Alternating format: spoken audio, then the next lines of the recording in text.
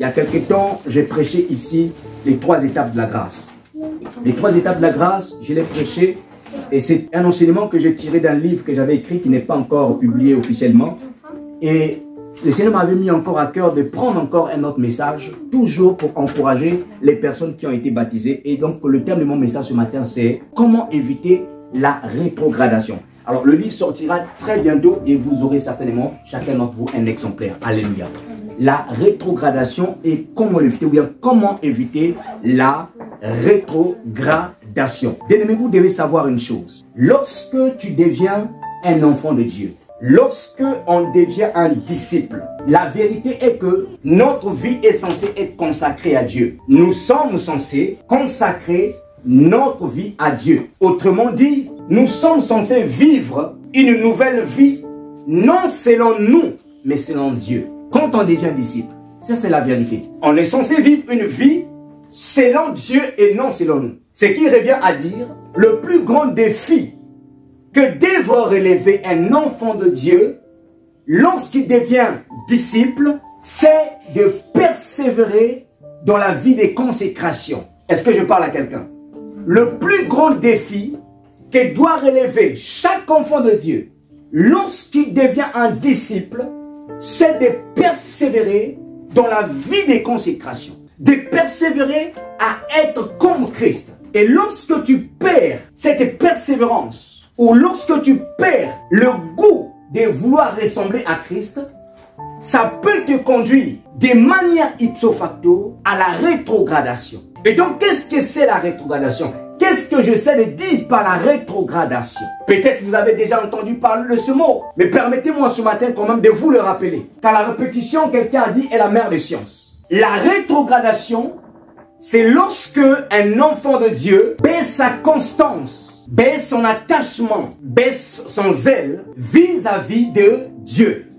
La rétrogradation, je répète, c'est lorsqu'un enfant de Dieu baisse sa constance. C'est lorsqu'un enfant de Dieu baisse son attachement, baisse son zèle vis-à-vis de Dieu. Et comme on le dit en français, c'est quand quelqu'un part de bon pied, il part sur une bonne base, mais au bout d'un certain moment donné, il abdique, il se relâche, il abandonne, il n'a plus envie d'avancer, il n'a plus envie de faire des efforts. Il lâche prise totalement. Il fait une marche en arrière. Ou encore, parfois même, il arrive, il retourne à des choses dont il avait vomi. C'est cela la rétrogradation, frères et sœurs dans le Seigneur. On peut aussi comparer la rétrogradation au détachement d'un pneu de véhicule. Je ne sais pas si vous avez vu des semi-remorques. Ils ont souvent, ce sont des véhicules qui ont deux pneus de part et d'autre. Non, imaginez qu'un semi-remorque en train de rouler à vive allure, en pleine vitesse, et qu'il y a un pneu qui se détache. Lorsque le pneu se détache du véhicule, on a l'impression au début le pneu roule à la même vitesse que la voiture ou le camion. Vrai ou faux? On a l'impression que le pneu roule à la même vitesse que le camion. Mais juste pour un peu de temps. Parce qu'après, qu'est-ce qui va arriver? Le pneu finira par sortir de la route et par aller s'arrêter quelque part. Et c'est la même chose avec la rétrogradation. Quand quelqu'un rétrograde, dans un premier temps, vous avez l'impression que la personne encore va bien. Pourquoi? Parce que la personne, il utilise encore des versets bibliques, il parle encore de Dieu, il chante encore de Dieu. Mais laissez-le seulement un peu de temps, vous constaterez, il y aura la manifestation de certains effets. Il y aura l'apparition de certains fruits qui étonneront certainement plusieurs personnes. Lui, on l'avait connu comme ça. Il était très attaché à Dieu. Lui, on l'avait connu, il était très fort. Qu'est-ce qui est arrivé dans sa vie? La rétrogradation, frères et sœurs dans le Seigneur. Et c'est l'un des dangers qui guettent les enfants de Dieu. L'un des dangers qui guettent les enfants de Dieu, c'est la rétrogradation. L'un des grands dangers qui guette les enfants de Dieu, c'est la rétrogradation. Nous devons faire très attention à la rétrogradation. Quand quelqu'un rétrograde, il y a 3 domaines de sa vie qui va être affecté. 3 domaines de sa vie qui va être touché. Quand quelqu'un rétrograde, le premier domaine qui va être touché, c'est dans sa relation avec le Seigneur, dans sa relation avec Dieu. Quand tu rétrogrades, ou encore quand tu ouvres la porte à la rétrogradation, sache-le ou attends-toi seulement à ce que ta relation avec Dieu puisse être touchée. Pour avoir une bonne relation avec Dieu, vous seriez d'accord avec moi, il faut vivre une vie de sainteté. Il faut éloigner tout ce qui ne confesse pas Dieu. C'est-à-dire vivre une vie de sanctification. Il faut avoir une vie assidue de prière. Il faut avoir l'habitude de méditer la parole de Dieu. Et quand tu rétrogrades, en fait, tu perds le feu de tous les éléments que je viens de citer. Quand tu rétrogrades, tu perds l'amour de la sanctification. La rétrogradation t'emmène à perdre le feu de la prière, le feu de la méditation de la parole de Dieu. La rétrogradation t'emmène en fait à fermer tes oreilles à la vérité. La rétrogradation t'enlève ou te vole l'amour pour la sanctification. Et pour cela, je vais nous inviter, on va prendre nos Bibles dans le livre d'Exode, chapitre 24. Je vais vous donner deux textes dans la Bible, dans les Écritures. Exode, chapitre 24, versets 1 à 8. Et Exode, chapitre 32, versets 1 à 8 aussi. Exode, chapitre 34. La Bible nous parle ici de la sortie des enfants d'Israël en Égypte. Lorsque Israël est sorti en Égypte, Israël est aussi sorti de bons pieds. Il est parti des bons pieds, Israël. Israël est parti des bons pieds, sur les bonnes bases. Et quand Israël arrive au mont Sinaï, la Bible dit ceci, Moïse monta vers la montagne. Il rencontra l'Éternel qui lui donna certaines instructions à donner aux enfants d'Israël. Et quand Moïse descend de la montagne, il lit ces instructions aux enfants d'Israël. Et les enfants d'Israël répondent à Moïse et aux anciens, nous ferons ce que l'Éternel a dit. Et sous la base de cette déclaration, il y a un pacte, une alliance qui va être signée entre les enfants d'Israël et l'Éternel. Israël est parti des bonnes bases. Je lis la partie du verset 4. Exode chapitre 24. La Bible dit, Moïse écrivit toutes les paroles de l'Éternel, puis il s'éleva de bon matin, il bâtit un autel au pied de la montagne et dressa 12 pierres pour les 12 tribus d'Israël. Il envoya des jeunes hommes, enfants d'Israël, pour offrir à l'Éternel des holocaustes et immoler des actions de grâce. Immoler des taureaux et des sacrifices d'actions de grâce. Moïse prit la moitié du sang qu'il mit dans le bassin, il répandit l'autre moitié sur l'autel, et il prit le livre de l'alliance et le lut en présence du peuple. Ils dirent, nous ferons tout ce que l'Éternel a dit. Nous obéirons. Moïse prit le sang et il répandit sur le peuple en disant, voici le sang de l'alliance que l'Éternel a fait avec vous sur toutes ces choses. Donc, Israël est parti sur des bonnes bases. Il est parti des bons pieds. Israël obéit aux paroles de l'Éternel. Mais qu'est-ce qui va se passer par la suite? C'est le chapitre 32. Le chapitre 32, la Bible nous révèle que malgré le fait qu'Israël avait accepté d'obéir aux lois de Dieu, qu'est-ce qui s'est passé? Moïse sur le mont Sinaï, pendant qu'il était sur le mont Sinaï, la Bible dit ceci, le peuple dit, nous ne savons pas où est passé ce Moïse. Et qu'est-ce qui se passe? Le peuple demande à Aaron de fabriquer ce qu'on appelle le veau d'or. Bien aimé, vous remarquez, Israël qui est parti des bonnes bases, à cause de l'absence de Moïse, a rétrogradé dans sa relation avec Dieu. Et c'est ce qui arrive dans la vie de beaucoup d'entre nous. Tu as donné ta vie à Jésus. Tu as dit, je veux suivre le Seigneur. Je veux lui être obéissant. Oh, tu as même fait des promesses à Dieu. Mais qu'est-ce qui arrive? Après un certain moment donné, tu constates que non. Parfois, les choses que tu attendais de Dieu ne se manifestent pas. Parce que des fois, on fait des promesses à Dieu. Parce que nous-mêmes, on a des attentes cachées. Et quand les attentes ne se manifestent pas, qu'est-ce qui se passe? Et là, on commence à être déçu. Et là, on commence à s'inquiéter. Et là, on commence à se dire, mais finalement, Dieu en question n'agit pas. Et qu'est-ce qui se passe par la suite? En rétrograde dans notre relation avec le Seigneur. J'aimerais te dire ce matin, si tu es dans ces cas, bien-aimé, ne promets pas à Dieu des choses parce que tu as des attentes cachées. Alléluia. Ne promets pas à Dieu parce que tu as des attentes cachées. Et ton alliance avec Dieu ne dépend pas de ce que tu attends de Dieu. Ton alliance avec Dieu dépend de ton salut de ton âme. Amen. L'alliance que nous tissons avec Dieu ne dépend pas de la bénédiction qu'il va me donner. La maison, la voiture, la bonne santé. L'alliance avec Dieu dépend premièrement du salut de notre âme. Israël est parti des bons pieds. Peut-être ce matin aussi tu es parti des bons pieds. Peut-être ce matin aussi tu as dit, Seigneur, je t'obéirai. Mais j'aimerais te dire, ne fais pas comme Israël. Quand Moïse était sur la montagne, qu'est-ce qu'a fait ce peuple? Ils ont bâti ce qu'on appelle le veau d'or. Exode chapitre 32, versets 1 à 8. Je vais juste lire la partie de la construction du veau d'or. Je prends le verset 7. La Bible dit ceci. L'Éternel dit à Moïse, va, descends, car ton peuple que tu as fait sortir du pays d'Égypte s'est corrompu. Ils se sont promptement écartés de ma voie, la voie que je leur ai prescrite. Ils se sont fait un veau en fonte. Ils se sont prosternés devant lui et lui ont offert des sacrifices. Idolâtrie. Une idole qu'ils avaient élevée.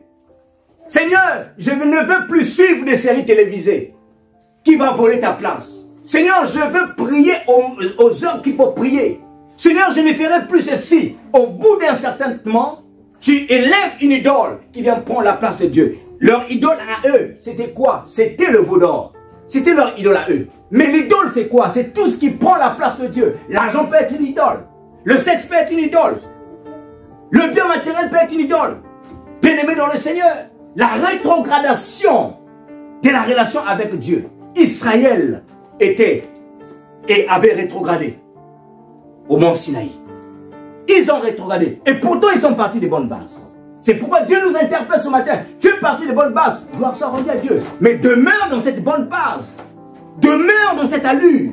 Ne rétrograde pas. Ne rétrograde pas. Attache-toi. Parce que comme je le disais au début, le défi, l'un des plus grands défis de tout enfant de Dieu, de tout disciple du Seigneur Jésus-Christ, c'est de persévérer dans la vie de consécration. De persévérer à continuer à être comme Christ. Voilà pourquoi même dans Actes des Apôtres chapitre 2, verset 42, la Bible nous dit que les premiers disciples persévéraient dans l'enseignement des apôtres, dans la communion fraternelle, dans la fraction du pain. Ils persévéraient. Autrement dit, lorsqu'on parle de persévérance, on parle d'un effort qu'il faut effectuer. Venir à l'église, attends, c'est un effort que tu dois effectuer. Je dois persévérer à me lever tôt pour venir à l'église. Parce que ce n'est pas facile. Le diable est contre cela. Quand tu viens t'asseoir, le diable est contre que tu écoutes la vérité de la parole. Parce qu'au travers de la vérité, il y a quelque chose qui peut se déclencher de ta vie pour te libérer. Alléluia. Il ne faut pas rétrograder, frères et sœurs, dans le Seigneur. Il ne faut pas rétrograder. Tu as fait des promesses avec Dieu. Obéis et respecte à tes principes. Respecte à tes promesses. Et la raison pour laquelle même Pierre a dit, l'apôtre Pierre dit ceci. 2 Pierre chapitre 2, verset 21. Écoutez ce que l'apôtre Pierre va dire. Il dit, vaut mieux valait pour eux de ne pas connaître la voie de la justice que de l'avoir connue après s'être retiré par la suite. Alléluia. Amen. Vaut mieux fallait pour eux, vaut mieux valait pour eux de ne pas connaître la voie de la justice. Pourquoi? Quand tu connais la voie de la justice, quand tu as goûté la lumière de Dieu et que tu te retires après, les conséquences sont désastreuses. Les conséquences sont désastreuses. Même pas du côté de Dieu. Mais pire, si tu avais déjà eu à goûter à chasser les démons, les mêmes esprits que tu avais chassés, ils vont t'avoir. Les mêmes esprits que tu avais dit, je te chasse au nom de Jésus-Christ. Quand tu te retires de la vérité, ils vont dire, oh, voilà maintenant l'occasion se présente. Voilà maintenant l'occasion. Et là maintenant, ce ne serait pas un seul esprit, mais ce serait au moins près de 8 esprits qui viendront. Alléluia. Donc, frères et sœurs, évitons la rétrogradation. Donc, quand on rétrograde, il y a notre relation avec Dieu qui est affectée. Premier domaine dans lequel la rétrogradation, notre premier niveau dans lequel la rétrogradation affecte notre vie, c'est la relation avec le Seigneur. Le deuxième niveau qui est affecté par la rétrogradation, c'est le niveau du service. Servir Dieu. Quand tu es né de nouveau, même pas quand tu es né de nouveau, la vérité, c'est que nous avons été créés pour servir Dieu. Tout être humain a été créé pour servir Dieu. Déjà depuis le jardin d'Éden, Dieu a dit à Adam, je te place dans le jardin pour le cultiver et pour le garder. Shamar et Abad en hébreu. Donc Dieu n'a pas créé Adam pour ne rien faire. Dieu a créé Adam pour faire quelque chose. Donc Dieu a créé Adam pour quelque chose. Alléluia. Pour travailler. Nous sommes tous créés pour travailler. En Exode chapitre 8, verset 1. La Bible dit ceci. L'Éternel dit à Moïse, va vers Pharaon et tu lui diras, ainsi parle l'Éternel, laisse aller mon peuple afin qu'il me serve. Dieu envoie à Moïse auprès de Pharaon pour dire à Pharaon, laisse aller mon peuple. Israël était où? Était en esclavage. Et j'avais dit dimanche dernier, l'Égypte c'était l'ancienne vie, la mer Rouge c'était le baptême, la mer, et la traversée du désert vers la Canaan c'était la nouvelle vie. Donc Israël était esclave. Israël était dans les liens du péché. Israël était dans les liens du diable, mais quand Dieu les a délivrés, le but pour lequel Dieu les avait délivrés pour qu'ils servent. C'est pour dire à quelqu'un, tu n'as pas été sauvé pour rester les bras croisés. Tu as été sauvé pour servir. C'est pourquoi il dit, il faut toujours chercher quelque chose à faire dans la maison de Dieu. C'est très important, frères et sœurs. Donc, nous sommes tous appelés pour servir. Maintenant, on n'est pas appelés pour servir selon notre modèle. Nous sommes appelés pour servir selon le modèle de Dieu. Est-ce que je me fais comprendre? Nous sommes appelés à servir selon le modèle de Dieu. Lorsque quelqu'un rétrograde, il peut continuer à servir dans l'église. Mais non plus selon le modèle de Dieu, mais selon son propre modèle. Le danger, le plus important, ce n'est pas servir. Parce que tu peux servir. Tout le monde peut servir. Mais est-ce que tu sers selon le modèle de Dieu? L'Éternel a dit à Moïse, construis le tabernacle selon le modèle que je t'ai montré sous la montagne. Donc tout ce qu'on fait pour Dieu, on le fait selon le modèle de Dieu et non selon notre modèle ou le modèle des hommes. Donc la rétrogradation, quand quelqu'un rétrograde, quand quelqu'un baisse sa constance, son attachement, son zèle pour Dieu, ça peut affecter, ça affecte en fait son niveau de service. Et c'est pourquoi Paul, en écrivant à l'église de Romains et à l'église de Philippe, il va évoquer une catégorie, un certain nombre de personnes qui servaient Dieu, mais non pas selon le modèle de Dieu, mais selon leur propre modèle. Lisons avec moi, s'il vous plaît. Philippiens chapitre 3, verset 18 au verset 20. Écoutez ce que l'apôtre Paul va dire. Philippiens 3, à partir du verset 18. Les gens qui servaient Dieu, les gens qui se prenaient pour Dieu, pour serviteurs de Dieu, mais alors qu'ils n'étaient pas en train de faire le travail de Dieu. Bien aimé, on peut servir Dieu et ne pas le servir selon son modèle. C'est que Dieu attend de nous. Ce n'est pas que nous servons seulement, mais que nous servons selon le modèle de Dieu. La Bible dit ceci. Car il en est plusieurs qui, marchant en ennemis de la croix, je vous en ai souvent parlé. Et j'en parle maintenant encore en pleurant. L'apôtre Paul dit, je vous en parle maintenant en pleurant. Leur fin, écoutez, sera la perdition. Ils ont pour Dieu leur ventre. Ils mettent leur gloire dans ce qui fait leur honte. Ils pensent qu'aux choses de la terre. Philippiens 3, verset 18 à 19. Paul dit ici, il marche en ennemi de la croix. De qui parle-t-il? Il parle de certaines personnes qui se servent de l'évangile pour s'enrichir. C'est ce qu'on appelle autrement dit les charlatans. Un charlatan, c'est quelqu'un qui se sert de la parole de Dieu, qui se sert de l'évangile pour son propre gain. Et c'est pourquoi l'apôtre Paul dit ici, il dit, ils ont pour Dieu leur ventre. Ils marchent en ennemi de la croix. La croix symbolise quoi? La croix symbolise la mort de soi. La croix symbolise en fait le renoncement de soi pour vivre comme Dieu. C'est ça le symbole de la croix symbolise. La mort de soi-même. C'est pourquoi Jésus a dit que celui qui désire me suivre, qu'il prenne sa croix et qu'il me suive. C'est la mort de soi, symbolise la croix. Le renoncement de soi-même. Et donc, marcher en ennemi de la croix, ça veut dire que je vais servir Dieu, mais je ne vais pas crucifier le moi. Je ne veux pas me conformer à la parole de Dieu. Je ne veux pas être comme Christ, mais je me sers quand même de la parole de Dieu pour voler les gens, piller l'argent, soutirer les gains, comme Simon le magicien, qui avait un don spirituel, mais qui le vendait au prix d'argent.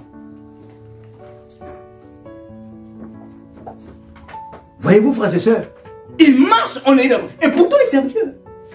Mais ils ne servent pas Dieu selon la volonté de Dieu. Ils servent Dieu selon leur propre volonté. Quand tu es rétrograde, tu vas venir dans la maison de Dieu, dans l'église. Tu peux faire une tâche dans l'église, mais ton cœur est très loin. Ton cœur n'est plus attaché. Pourquoi? Parce qu'à l'intérieur de toi, tu es rétrograde. Il te reste, comme je le disais, seulement un peu de temps. Ça va se manifester. Tu vas tout abandonner. Lisons encore un autre texte dans la Bible, Romains chapitre 16, versets 17 à 18. Il dit ceci: je vous exhorte, frères, pour ceux qui viennent d'arriver, le thème de notre message c'est comment éviter la rétrogradation. Romains 16, versets 17 à 18. La Bible dit ceci: je vous exhorte, frères, à prendre garde à ceux qui causent des divisions et des scandales au préjudice de l'enseignement que vous avez reçu. Verset 18. Éloignez-vous d'eux, car de tels hommes, écoutez ce qu'il dit. Il dit, car de tels hommes ne servent pas Jésus-Christ, notre Seigneur, mais leur propre ventre. Et par des paroles douces et flatteuses, ils séduisent les cœurs des simples. Vous voyez? Ils séduisent les cœurs des simples. Donc aujourd'hui, il y a des gens qui se servent de la parole de Dieu. Quand tu vois que tu as un esprit faible, il va utiliser la parole de Dieu pour te voler de l'argent, pour te piquer de l'argent. Il y a des gens qui se servent aujourd'hui des prophéties fabriquées de toutes les gens, de toutes les manières, pour pouvoir soutirer de l'argent. Et malheureusement, beaucoup de femmes aiment ça. Ils aiment des églises où on donne des prophéties. Je vois que tu fais ça. Et même des hommes aussi. Même des hommes aussi. Mais oui, mais beaucoup plus, je vais le dire, j'ai beaucoup plus de femmes. Les femmes aiment bien les prophéties. Il faut le dire quand même. Les femmes aiment bien les prophéties. Ils aiment bien quand on dit, ah, sœur, tu vois, je vois. Voyez-vous? Il y a des prophéties qui sont vraies. Hein? Il y a des prophéties qui sont vraies. Mais, attention. Attention. Tu es le propre prophète de ta propre vie. C'est-à-dire que tu ne peux pas bâtir ta vie sur les prophéties qu'on te donne. Il faut bâtir ta vie sur la parole de Dieu, sur la foi de la parole de Dieu. Et donc, les prophéties sont vraies, mais tu peux tomber sur un charlatan. Quelqu'un qui veut se monnaie de l'argent. Et comme il veut satisfaire ton cœur, tu viens avec un problème, je vois que c'est ta tante qui est l'origine de tes problèmes. Toi, tu es content, je savais que c'était ma tante, je savais que c'était elle. Et là, tu sors une enveloppe, tu donnes à la personne. Charlatan. Il se sert de la parole de Dieu pour s'enrichir. Alléluia. Et vous savez que c'est comme ça que ça se passe même chez les marabouts. Hein? On te donne des questions pièges. Piège, piège, piège. Il va sonder. Tu donnes certaines réponses et au travers de ces réponses-là, il te donne quelque chose. Dieu ne fonctionne pas comme ça. Quand Dieu te dit des choses, il va te dire même, avant même que tu parles, il va te dire, ainsi par l'Éternel, j'ai vu ça. Apprends-nous à laisser. Ah, c'est vrai, oui, c'est pas vrai. Et un serviteur de Dieu ne force pas, même les prophéties ne forcent pas. Les révélations ne forcent pas. Il laisse le Saint-Esprit convaincre les gens. Donc Paul révèle ici ces personnes-là qui servent Dieu, mais ils ne servent pas Dieu selon le modèle de Dieu. Ce sont des rétrogrades. Ils sont rétrogradés sur le plan du service. Ils ont rétrogradé. Donc quand tu rétrogrades, je disais la rétrogradation, c'est la baisse des constances. La baisse de son attachement, la baisse de son zèle. C'est lorsque tu fais marche en arrière. C'est lorsque tu commences, tu décides de remanger des choses que tu avais vomi auparavant. Et la rétrogradation touche 3 domaines. On a parlé de la relation avec Dieu. On a parlé du domaine du service. Mais la rétrogradation touche aussi ce qu'on appelle dans le domaine doctrinal. Le domaine doctrinal. C'est quoi la doctrine? La doctrine, c'est l'ensemble d'enseignements et l'ensemble de manières de faire le culte que Dieu a révélé à ses serviteurs. Ou encore que le Saint-Esprit a révélé aux apôtres de Jésus-Christ. La manière dont nous faisons le culte, c'est que nous enseignons, et c'est ça ce qu'on appelle la doctrine. Donc dans la Bible, il y a la doctrine qui vient de Dieu. Dans le livre de Jean au chapitre 7, Jésus s'est rendu à la fête des tabernacles. Et à la fête des tabernacles, il s'est mis à prêcher. Et quand il s'est mis à prêcher, les gens sont venus, l'écoutant prêcher, ils étaient très étonnés. Et les gens étaient très étonnés et ils se sont dit, ils commencent à se dire, comment lui qui n'a point étudié, lui qui n'a point fait de théologie, comment se fait-il qu'il enseigne la parole de Dieu? Et Jésus leur répond en leur disant, ma doctrine n'est pas de moi, mais de celui qui m'a envoyé. Donc, Jésus, en parlant de la doctrine qui n'est pas de lui, il parle de l'enseignement qu'il est en train de donner. Donc la base de la doctrine, c'est quoi? C'est la parole que nous enseignons. Et il est écrit dans le livre d'Éphésiens au chapitre 2, verset 21, il dit, nous avons été édifiés sous les fondements des apôtres, des prophètes, et Jésus-Christ étant la pierre angulaire. Autrement dit, la doctrine sous laquelle l'Église est fondée ou est posée, c'est la doctrine des apôtres, des prophètes et de Jésus-Christ. Tous les enseignements que le Christ nous a laissés, si quelqu'un t'enseigne ce qui n'est pas dans la Bible, ne le crois pas. Reste dans la Bible. C'est ce qu'on appelle, il faut rester scripturaire. Ne sors pas de la Bible. Quelqu'un t'emmène en bateau en te disant non, ce que je te dis, c'est écrit dans d'autres livres. Ne le crois pas. Reste dans la Bible. Viens, je vais te laver, ma soeur, pour que les esprits mauvais puissent partir. Ne va pas te faire laver parce que ce n'est pas dans la Bible. Dis-lui, montre-moi là où c'est écrit dans la Bible. Viens, on va faire un exercice, mais pour cet exercice, il faudra que tu sois nu. Dis-moi, montre-moi dans la Bible où est-ce que cela est écrit. Nous devons rester scripturaires. On doit suivre la Bible. C'est ça ce qu'on appelle la doctrine. Et quand tu es rétrograde, la rétrogradation touche aussi le point doctrinal. Et la doctrine de l'Église, elle est basée sur quoi? Sur la mort et la résurrection de Jésus-Christ. C'est-à-dire quoi? La dette du péché a déjà été réglée une bonne fois pour toutes à la croix des Calvaires. Tu n'as plus à faire des efforts pour payer ton péché. Jésus a déjà tout payé. Tout ce que tu as à faire, c'est de croire en lui et de le suivre. Cependant, la responsabilité nous incombe à chaque enfant de Dieu de travailler maintenant ses habitudes et ses attitudes pour plaire à Dieu. Les attitudes et les habitudes face au péché et face à Dieu pour pouvoir ressembler à Dieu. Ça, c'est notre responsabilité. Mais le prix du péché a déjà été payé. Et dans la Bible, il y a une église qui s'appelait l'église des Galates. L'église des Galates, c'est une église qui avait reçu l'évangile. C'est une église qui vivait vraiment, qui expérimentait les dons spirituels, les miracles et toutes les choses. Ils expérimentaient ça.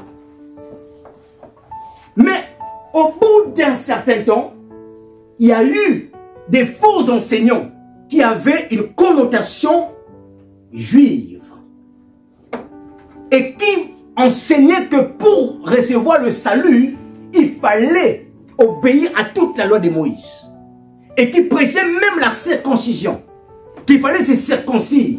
Vous savez, la circoncision, c'est le signe que Dieu a donné à Abraham. Le signe de l'alliance.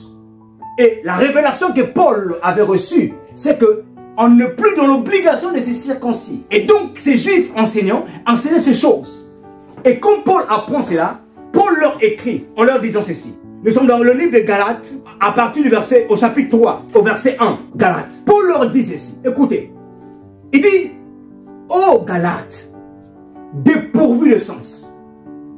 Il dit, qui vous a fasciné? Dans certaines versions, on dit, qui vous a ensorcelé? Parce que Paul est étonné il est étonné de voir que vous qui expérimentez la puissance du Saint-Esprit, tu expérimentes la puissance du Saint-Esprit, mais on vient t'enseigner autre chose, et tu crois à ces choses-là. Il dit, qui vous a ensorcelé pour que vous n'obéissiez plus à la vérité? La vérité, c'était quoi? La vérité, c'était la doctrine fondamentale. La foi qui est basée sur la mort et la résurrection de Christ. Et eux, ils voulaient rajouter encore la loi par-dessus. Ils voulaient vivre encore en totalité la loi de Moïse. C'est-à-dire tous les rituels qui étaient dans l'Ancien Testament. Ils voulaient encore les mettre en pratique. Et donc l'apôtre Paul est étonné. À cet instant, l'église des Galates était en train de rétrograder sur le plan doctrinal. Ils étaient en train de rétrograder sur le plan doctrinal. Donc lorsque tu es rétrograde, tu peux être rétrogradé sur le plan doctrinal. 1 Timothée, chapitre 1. Écoutez ce que Paul dit. 1 Timothée, chapitre 1, verset 6. Au verset 3. 1 Timothée, chapitre 6, verset 3 à 5. L'apôtre Paul dit ceci. Si quelqu'un enseigne des faussetés, des fausses doctrines, et ne s'attache pas aux saintes paroles de notre Seigneur Jésus-Christ, et à la doctrine qui est selon laquelle, selon la piété, il est enflé d'orgueil. Voyez-vous? Il est enflé d'orgueil. Il ne sait rien. Il a la maladie des questions oisives et des disputes de mots. Si quelqu'un enseigne des fausses doctrines et ne s'attache pas aux saintes paroles de notre Seigneur Jésus-Christ. Paul avertit ici par son fils dans la foi, Timothée. Si quelqu'un enseigne leur doctrine. Et parce qu'il avait constaté que l'église des Galates était sortie, au verset 8 dans Galates, Paul leur dit, Galates 1 verset 8, il dit, si même moi, ou si un ange venait du ciel, vous annoncez autre chose que nous vous avons prêché, qu'il soit maudit, qu'il soit anathème. Paul dit, si même moi, ou un ange venant du ciel, vous prêchez autre chose que je vous ai annoncé, que vous avez reçu, qu'il soit maudit. Donc, vous pouvez vous retrouver dans les mains de quelqu'un qui a rétrogradé sur le plan doctrinal. Il va vous embarquer dans sa doctrine, mais qui est fausse, complètement fausse. Et pour ne pas se faire embarquer, c'est voilà pourquoi on recommande que les enfants de Dieu doivent en fait avoir l'habitude de lire la parole de Dieu. Il faut avoir l'habitude de lire la parole de Dieu. Donc, quand tu rétrogrades, il y a ta relation avec Dieu qui est affectée. Le niveau de service est affecté. Le niveau doctrinal est affecté. Tu vas commencer à enseigner autre chose. Autre chose de ce qui n'est pas dans la Bible. Vous allez entendre par exemple que non, pour être sauvé, il faut croire. Il y a un pays en Afrique dont je ne citerai pas le nom. Il y a un prophète là-bas. On dit que pour être sauvé, il faut croire en ces prophètes-là. Je ne citerai pas le nom de ce pays. Il faut croire en ces prophètes-là pour être sauvé. Mon Dieu. Mon Dieu. Rétrogradation sur le point doctrinal. La Bible déclare autrefois, Dieu vous a parlé par les prophètes, mais en ce temps de la fin, il nous a parlé par le Fils. Alléluia. Donc quelqu'un qui t'annonce la parole, il doit te parler par le Fils Jésus-Christ. Parce que c'est lui qui est mort pour nous. Rétrogradation sur le point doctrinal. Et lorsque Ézéchiel, un jeune garçon, j'ai déjà parlé d'Ézéchiel ici, il avait à peu près 25 ans. À peu près 25 ans. Il est fils d'un sacrificateur qui s'appelait Bisu. Donc, en Israël, à 25 ans, tu devenais lévite. À 30 ans, tu devenais sacrificateur. C'était l'âge fixé dans la loi. À 25 ans, c'est les lévites. Les lévites, ce n'étaient pas des sacrificateurs, mais c'était l'équipe qui aidait les sacrificateurs tout autour du tabernacle. Et donc, les sacrificateurs, c'est eux qui présentaient l'offrande.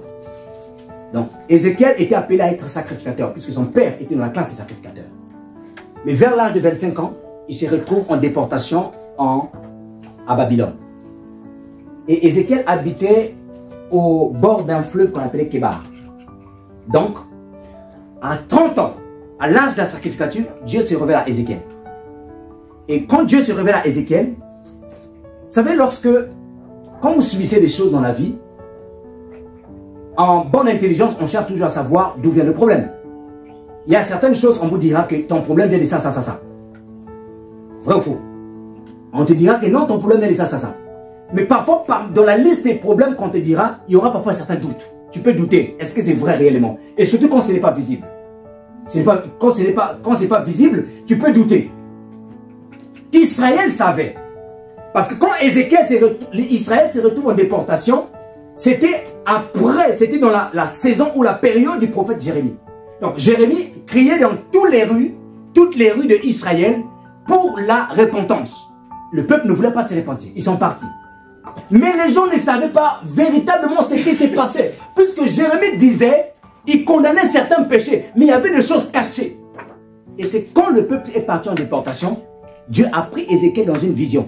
Il le prend au fleuve de Kébar dans une vision. C'est-à-dire, il quitte Babylone, Dieu l'emmène en vision à Jérusalem et il le fait entrer dans le temple de Jérusalem.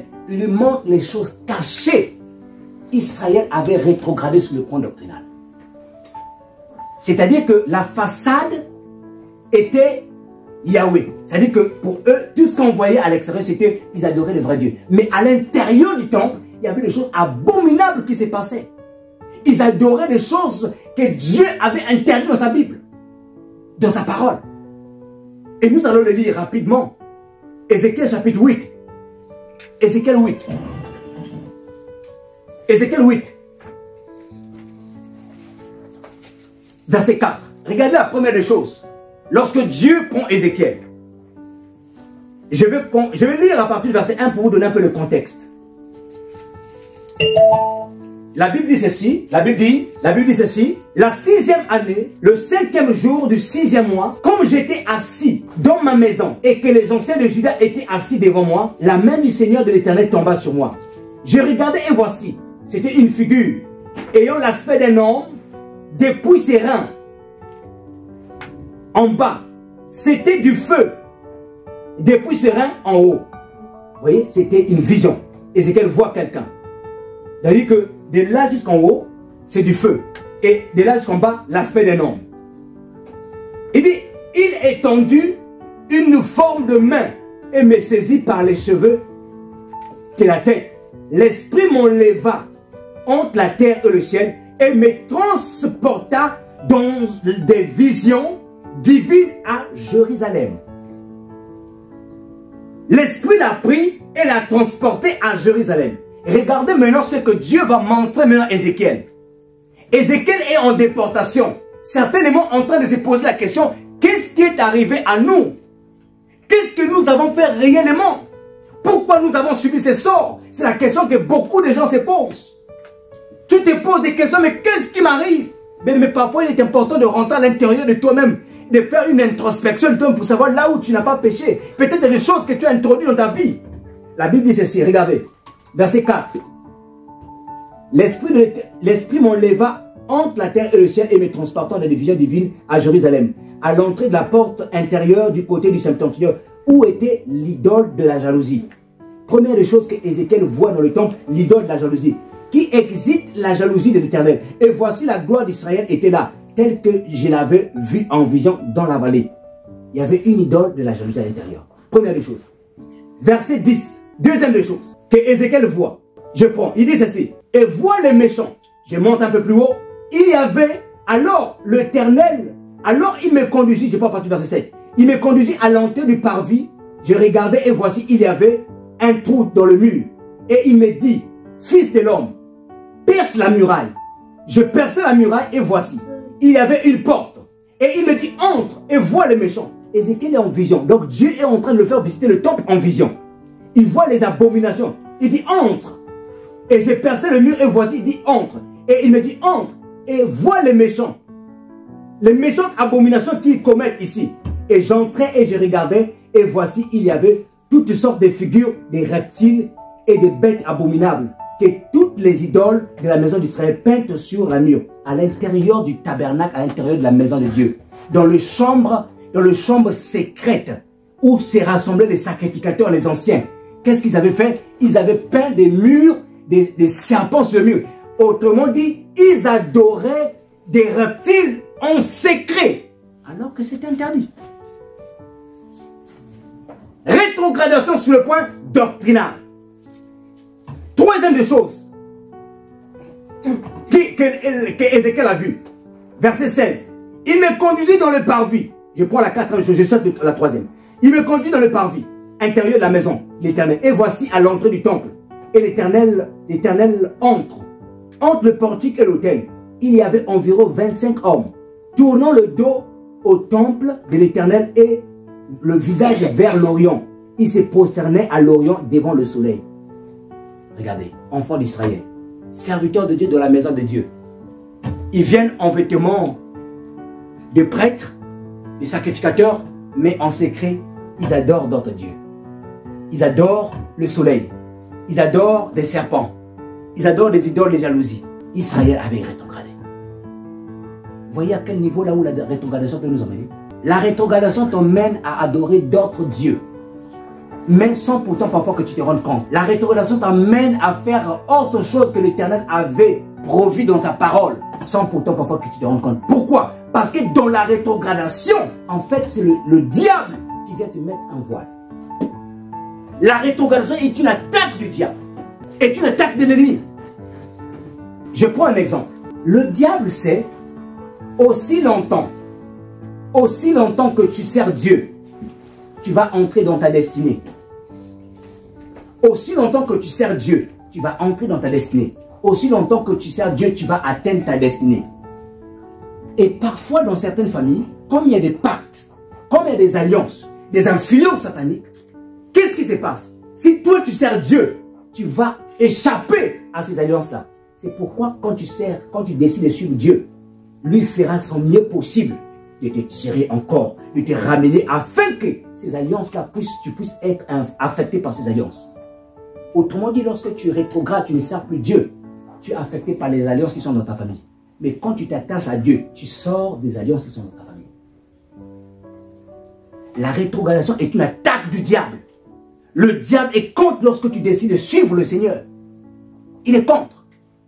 C'est pourquoi il va te mettre tout ce qui est possible sur ton chemin pour que tu retournes à des choses que tu avais vomi, des choses que tu avais pris la décision. Ça, je ne ferai plus. Je ne me comporterai plus comme ça. Il ferait tout pour te ramener à ces choses-là. Parce qu'il va avoir la main sur ta vie. La rétrogradation. L'un des dangers qui guettent les enfants de Dieu. L'un des dangers qui guettent les disciples de Dieu. La rétrogradation. Ça brise ton alliance. Ça te pousse à servir Dieu. Non pas selon le modèle de Dieu, mais selon ton propre modèle. Et ça t'emmène, bien aimé, à gober des doctrines qui ne sont pas bibliques. Et je terminerai mon message ce matin pour vous partager comment est-ce qu'on peut éviter la rétrogradation. Comment est-ce que tu peux éviter de rétrograder dans ta vie? Il y en a certainement beaucoup de choses qu'on peut faire. Mais la première des choses que j'aimerais vous dire ce matin, pour éviter la rétrogradation, c'est qu'il faut faire un examen de tes fréquentations. Filtre tes fréquentations. Première des choses, filtre tes fréquentations. Filtre tes fréquentations. Si tu ne filtres pas tes fréquentations, il y aura des fréquentations qui vont t'emmener loin de la face de Dieu. La première erreur que Israël a commise lorsqu'ils étaient arrivés dans la terre promise après avoir traversé le Jourdain, que vous pourrez lire chez vous, dans le livre de Josué chapitre 9, versets 1 à 16, la première erreur qu'ils ont commise, Israël a fait alliance avec un peuple qu'on appelait Gabaon. Gabaon. Israël a détruit Jéricho, ils ont détruit Haï. Gabaon, après avoir constaté qu'Israël avait vaincu ces deux puissantes nations, Gabaon est venu. Ils ont menti à Israël, ils ont dit à Israël, écoutez, nous on vient d'un pays très loin, on n'est pas du coin, on voulait faire alliance avec vous. L'erreur que Israël avait fait, ils n'ont pas cherché Dieu. Je voudrais dire à quelqu'un, il y a des gens qui vont rentrer dans ta vie, tu as l'impression que ce sont des bonnes personnes, mais fais attention, faites très attention. On n'ouvre pas la porte de son cœur à n'importe qui.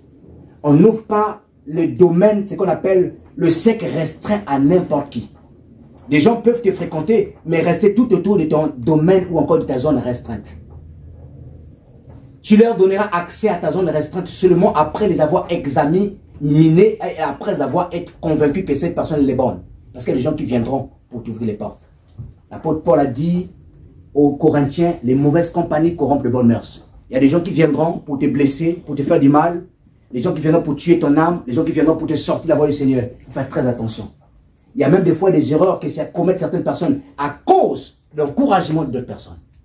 Israël ont laissé Gabaon. Et quand ils se sont rendus compte que Gabaon était parmi les fils des Canaan, des Cananéens, c'était trop tard. Ils ne pouvaient plus détruire, puisqu'ils avaient fait une promesse à Dieu. Un pacte devant l'Éternel. Et c'est comme ça que Gabaon est le premier peuple qui habite au milieu d'Israël avec leurs autels. Avec leurs autels.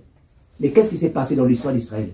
Après la mort de Jésus, on se rend compte que les enfants d'Israël, toute la race qui avait connu l'Éternel, tous ceux qui sont sortis de l'Égypte, qui ont vu les miracles de Dieu, quand ils sont morts, la Bible dit qu'ils élevèrent une génération qui n'ont pas connu l'Éternel. Ils commencent à servir les Baals et les Astartés. Où ont-ils trouvé les Baals? C'est parce qu'ils étaient encore au milieu d'eux. Filtre tes fréquentations.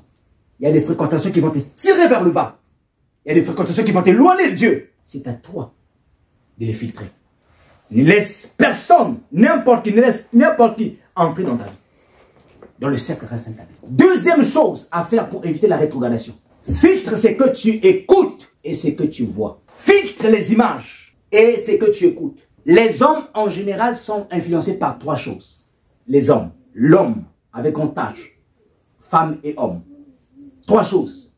Ce que nous voyons, ce que nous touchons et ce que nous entendons. Ce sont les trois domaines qui en général touchent l'homme. Ce que tu entends au quotidien peut affecter ton âme. Ce que tu entends au quotidien. Si tu as l'habitude de beaucoup écouter les musiques mondaines, profanes, qui ne glorifient pas Dieu, un jour, tu vas te faire emporter par ces musiques-là. Un jour, tu vas te dire, oh, mais oui, on peut faire les deux ensemble. Attention, quand on devient un enfant de Dieu, ton âme ou ton être intérieur doit être nourri par une nourriture qui te rapproche de Dieu, par une nourriture qui t'emmène la consécration, et non pas par une nourriture qui te donne encore le goût du monde, ou encore qui te fait repenser ce que tu faisais dans le monde. Donc, ce que tu écoutes, qu'est-ce que tu écoutes au quotidien? Quelle musique que tu écoutes au quotidien? Quel prédicateur que tu écoutes au quotidien? Il y a des gens, quand tu les écoutes, ils te rendent même critiqueur. Il y a des gens comme ça.